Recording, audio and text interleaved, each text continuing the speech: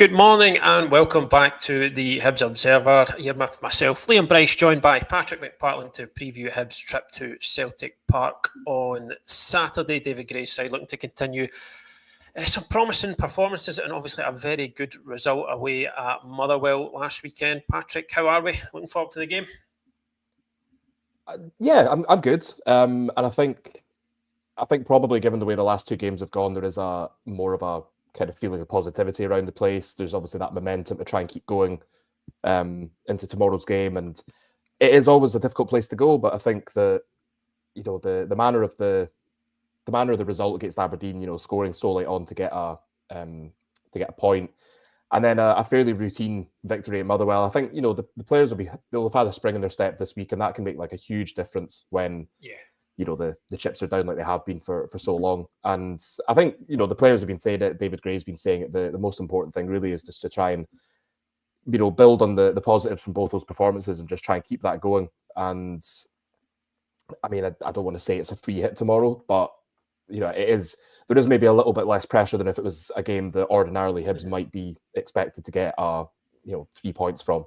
It's not to say they can't, but I think it will be a stern challenge. But I think Hibs are probably in a better place than they were. Certainly, before the previous two games going into a game like this. Before we get into it, folks, just a quick word for our sponsor again. Good Vibes Giveaways are proud to sponsor the Hibs Observer and offer fantastic prizes to fans of the club. Prizes change weekly, including tech and gadgets, days out, weekends away, tax-free cash, and even Oasis tickets. So get your tickets now at www.goodvibesgiveaways.com and enter for your chance to spread the good vibes. We'll get to in depth on the game in due course, but obviously kind of further developments behind the scenes at Hibs this week. The official arrival of Garvan Stewart as a new head of recruitment from Bournemouth. Obviously, it's been in the pipeline for a while. It's kind of been common knowledge that he was about to take up that role at Hibs. Officially confirmed this week, just a few weeks prior to the January transfer window. So, I mean, Patrick, it's more change kind of near the top for Hibs. What do you see this? What does this appointment mean? Basically, how can Hibs benefit from this? Is it again they've been quite clear in the statement that it's further strengthening of the ties with Black Knight FC. So what can you tell us about the appointment and what it's going to mean for the club going forward? I think the biggest point of it is that it looks like the club finally accepting that recruitment over the past however many seasons, 3-4, has been. It's not been great. I think I don't think it'd be a stretch to say there's been far more misses than there have been hits, and it's obviously such an important part of running a football team. It's all well and good saying, well, this player has good stats, so we'll bring into our team and he'll replicate that. It's about the environment. It's about how the player fits into the squad, the manager's tactics, the dressing room, all of that. There's so many different kind of variables, if you like. And I think, Garvan Stewart is somebody who's had a long time in football in terms of performance analysis, moving on to recruitment analysis. That's the bit that I find really quite sort of interesting, is that he's been a recruitment analyst. So he's basically not necessarily heading up a recruitment team, but tasked with drilling down into the data about players. Are they going to make an impact? Are they going to work? And that for me has been the biggest sort of failing of Hibs recruitment in recent seasons. That players have come in that should, based on previous seasons, their careers, all of that, they should come in and they should have an impact, and they're not. And we know that for a while the Hibs went down this route of trying to buy up sort of young talent from around around Europe, around the world, and essentially developing them and then being able to sell them on. It was almost like a global version of what they previously done, which was snapping up sort of young Scottish talent from clubs and leagues below them, developing them, giving them a platform to improve, attract attention, and then move on, as we've seen with people like I suppose John McGinn would be the obvious one. And then, in terms of from the Hibs Academy themselves, Josh Doig, Ryan Porteous, there's been that sort of desire to do that more often, and it hasn't really happened like that.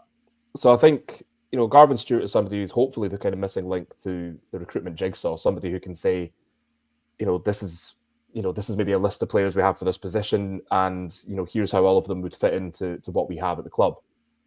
And I would imagine having somebody with that eye, that sort of scrutiny to be able to say, yes, this player ticks all the boxes in terms of X, Y, and Z, but there's also this player who might be a better option in terms of how they're going to fit in, how quickly they'll adapt, that sort of thing. I mean, even go back to someone like Elias Melkerson, who, I think probably wasn't helped by the fact that he was, there was quite a lot of hype about his arrival, and then Hibs obviously sold Martin Boyle to Al Fazali in Saudi Arabia.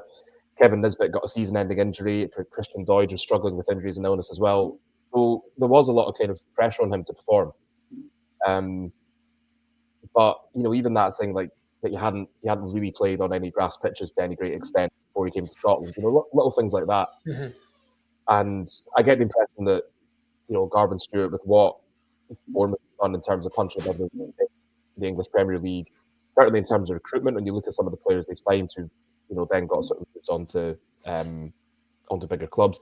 Dominic Solanke is maybe the obvious recent one. Kind of reinventing himself, if you like, at the Vitality Stadium, going on to Spurs. And then, going back previously, it was bringing in players who maybe hadn't been set in the header light elsewhere, but they fitted in really well to what Bournemouth were trying to do.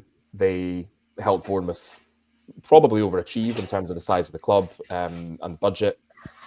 And, they've kind of done that. They've repeated that sort of over and over again to the extent that they're now at a stage where they can bring in players of a higher caliber, and it's not just about bringing them in to move the ball, it's about bringing them in to better the club and help sort of take the club on. So I think as I say, it's clear that something has been missing from recruitment from the past few seasons.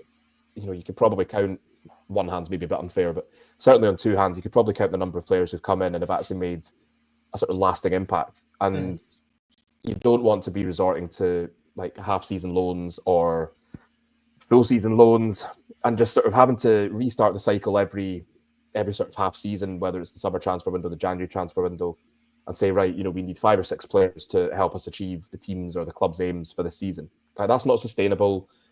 We've seen that it can work. If you think about the January under Lee Johnson, when Hibs had a big clear out after the sort of New Year derby, I think, where Johnson basically was talking about the malaise at the club. He was talking about needing to move people on, and they brought in, I think in the end it was just 3 January signings: Jimmy Jeggle, CJ Egan-Riley, Matthew Hoppe, all sort of had an impact in one way or another. Mm-hmm. So it's clear that if you get recruitment right, if you bring in the right sorts of players in the right sorts of positions, then it doesn't need to be wholesale change. It doesn't need to be a full scale operation of bringing in 5-10 players every window. And I think that has to be the long term goal for Hibs, is not having such a high level of turnover every 6 months or so. And I think Stewart is certainly somebody who can help with that.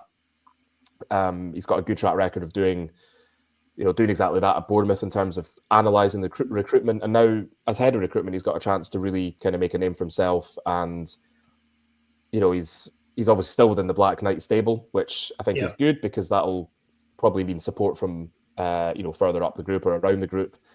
Obviously benefits Hibs as well to be part of something. When you look at how like Bournemouth, how Lorient, how Auckland are doing, even the Vegas Golden Knights, I know it's a different sport, but these teams are all doing quite well, and they're all part of the the same sort of stable of clubs. So I think it would make sense to sort of have Hibs sort of getting more involved with that, and hopefully reaping the benefits. And we know this January transfer window is going to be a big one because of Hibs' position in the league. They need to, you did your piece yesterday. We were saying they do probably need to move some players on.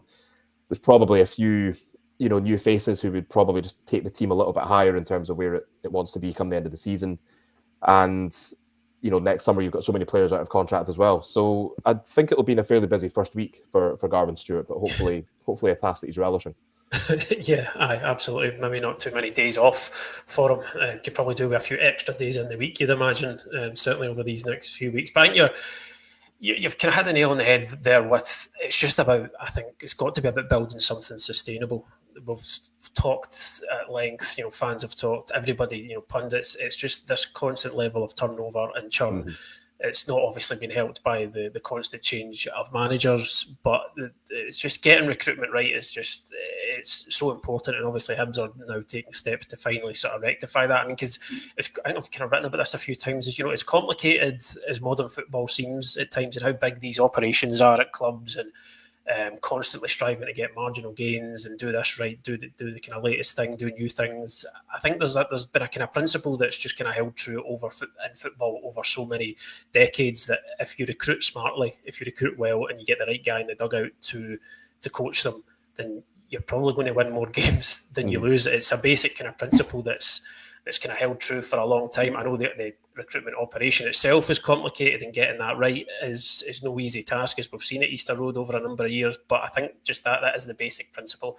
I think especially in this league where it's so common for teams to be in transition so often, even maybe outside of Celtic and Rangers, there is a lot of transition in terms of squads at teams. Even you look at Aberdeen for all those years under Derek McInnes, like they were kind of the third best side for a lot of that time. But then he was getting to summers, and there would be a lot of change in the team. Now I think that's kind of inevitable to an extent in Scottish football because of where it sort of is in the food chain. If you develop players, you bring in players who do well, they inevitably don't hang around for very long. Same principle probably applies to managers as well. But if you can build something sustainable that starts to kind of keep that rolling and ticking over, no matter if you lose your best player in the summer or in a January, or your manager gets snapped up and taken elsewhere, if you've got this sort of streamlined, efficient operation to keep it going, then you can sustain success. I think Bournemouth are, obviously it's Premier League is completely different kettle of fish, but I think within that they're a pretty small fish who have managed to punch above their weight, and I think that's kind of elements and principles of that are probably what Hibs are going to sort of be aiming for. Just in terms of the approach that Garvan Stewart might take, I know we can only be speculative until we see kind of proof in the pudding, what kind of players start to come in, who gets moved on. But I think Hibs, you kind of touched on the approach to recruitment, and Ian Gordon touched on it in those interviews that he did back in October. I think he was sort of saying, we tried to go too international, too young and too soon, and that the approach to recruitment.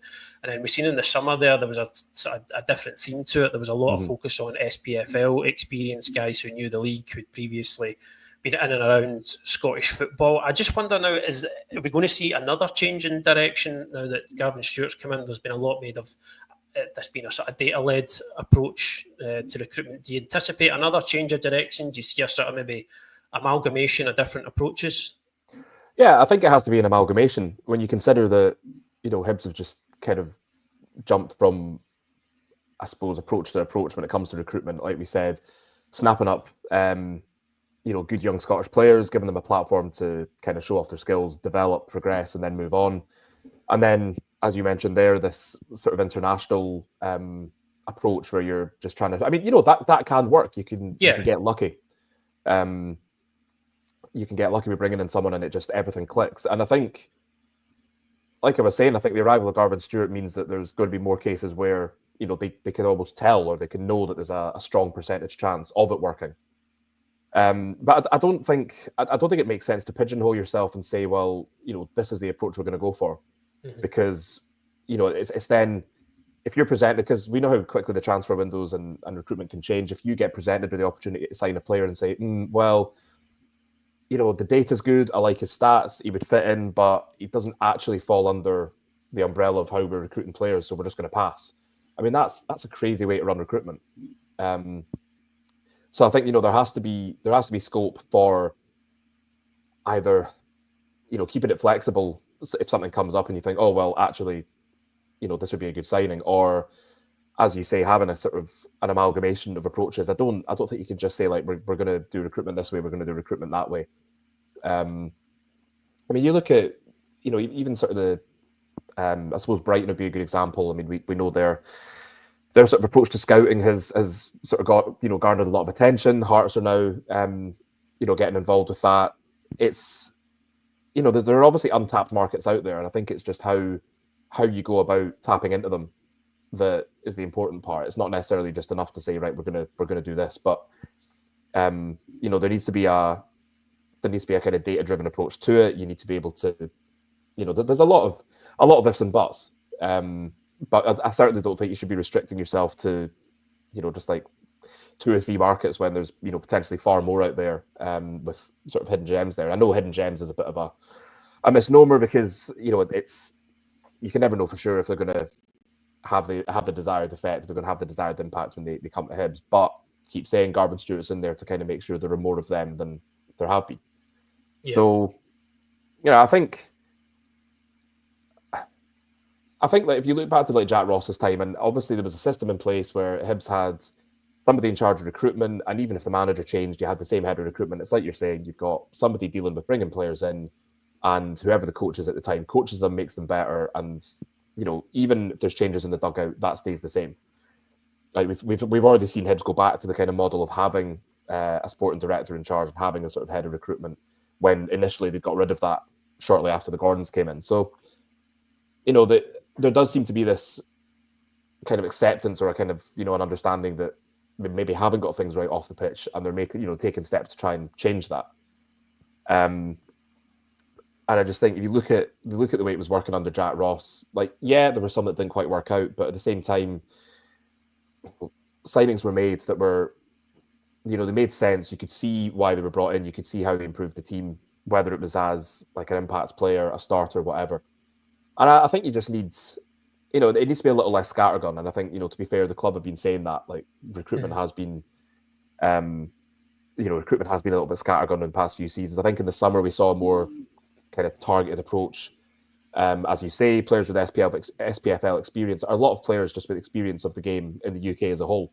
Yeah. You think about the players who came up from clubs down south, there was a very kind of narrow range of where players had come from. Even Joseph Bursick, I know, he's maybe not worked out the way the club would have wanted, but even though he was signed from Club Brugge in Belgium, somebody who had a lot of experience of playing at a good level in England. So, there is obviously this change to, a more kind of methodical approach to recruitment. And, I mean, Garvan Stewart may well have his own ideas about how to do it.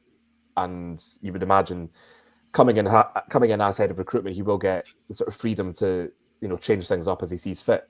And I just think, a lot hinges on Stewart just being able to, kind of be left to do what he does best, and, bring in players that can impact the team straight away, that fit the sort of character profile, that aren't going to take ages to settle in, that don't have like injury histories, that, and I presume probably, even if it's further down the line, fewer loanees as well, because you don't want to be filling your club with sort of 6 or 7 loanees every transfer window, because it doesn't allow for continuity. And you've also got the sort of player pathway to think about. You've got the academy, you've got younger players in there. So there are a whole load of moving parts to it. And I suspect, as we get into January, we will start to see, maybe even with the players that Hibs are linked with, I think we will start to see evidence of how Garvan Stewart is going to approach this.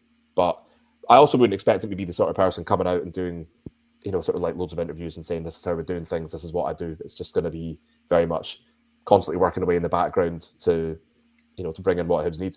Yeah, aye. As I said when I was talking about the summer's recruitment, you're right, it was more of a British football experience rather than specifically SPFL. So, I mean, there's plenty of coverage of Garvan Stewart's appointment on our website. We've got a kind of look back at his career to date, speaking to a friend and former colleague Enda Barron, loads of good insight on that as to how he's come up through football. Patrick's also done a piece on where he fits into Hibs' management structure, how that's going to work going forward, who reports into who, etc. And then we've also had a wee look at what he might look to bring in or move on, indeed, in January. So plenty of reading on the website there, folks, if you haven't caught any of that already. Just before we finish up, we're going to have a quick look at Saturday's game. Obviously, Celtic Park, toughest place in the league to go. I mean, it's... There's no kind of real expectation on really kind of such as the golf and how far Celtic are ahead. Pretty much every team in the league now. There's kind of little expectation of any team going to Celtic Park and getting anything these days. Hibs will obviously go there, not in that mindset. They'll go and look to try and get something. But I think just in terms of this fixture, it's probably in terms of keeping momentum going. After a good win last week, a good result and performance against Aberdeen, it is probably the last one you would want in terms of trying to keep that momentum going, isn't it? It probably is, but at the same time, like I said at the top of the show, I think it's probably not the worst time to be going into it, because momentum and kind of confidence will be higher than it has been for quite some time. And we have seen teams go to Celtic Park this season and play their game and get a fair amount of joy. I think Falkirk's quite a good example. Under John McGlynn, they went there and they got a lot of plaudits for how they played, and I think that's that should be sort of. I mean, you're not sort of pinning everything on that, but you're saying like it's not impossible to go there. I mean, Hibs obviously haven't won there for a long time. It's something that the club would dearly love to change.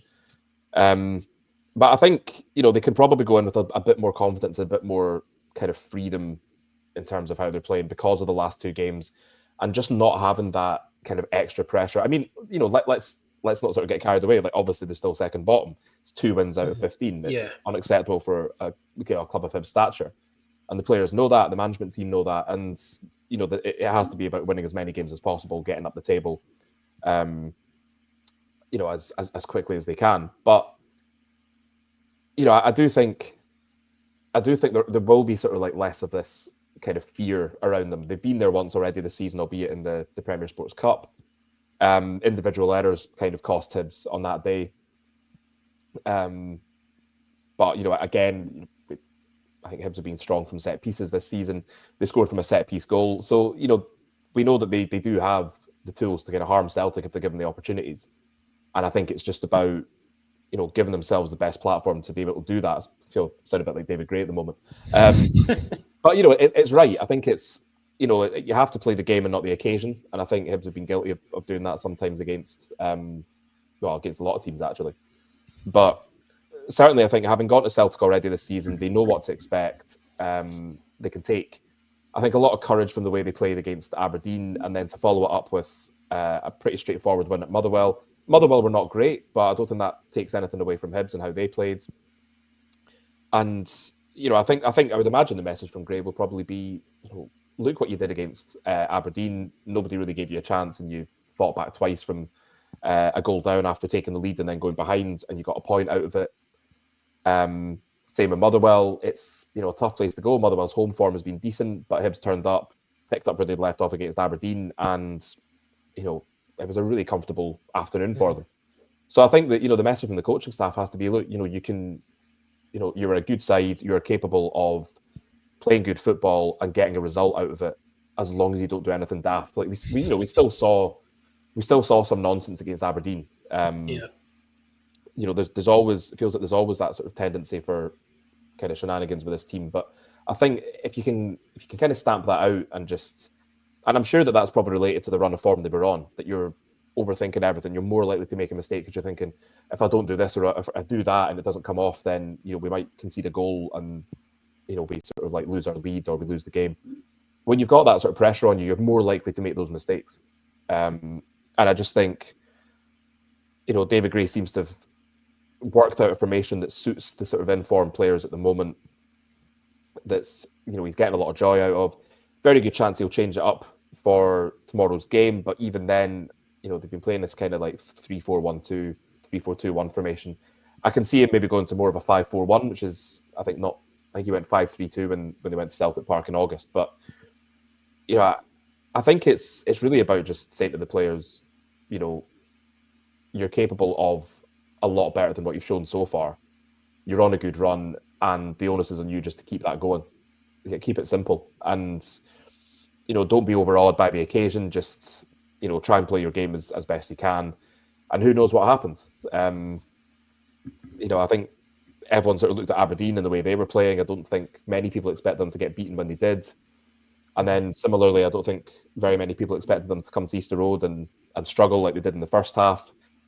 Obviously, they made changes in the second half. They got a bit of joy out of it, but then they were still pegged back. So I think we are seeing a little bit more from this team. We're seeing a bit more kind of fight and spirit and sort of like kind of never say die attitude that was completely absent in the first few games. And I think it's just important that they can build on the last two games, keep that momentum and that kind of newfound attitude going, and just see where it takes them. Yeah, absolutely.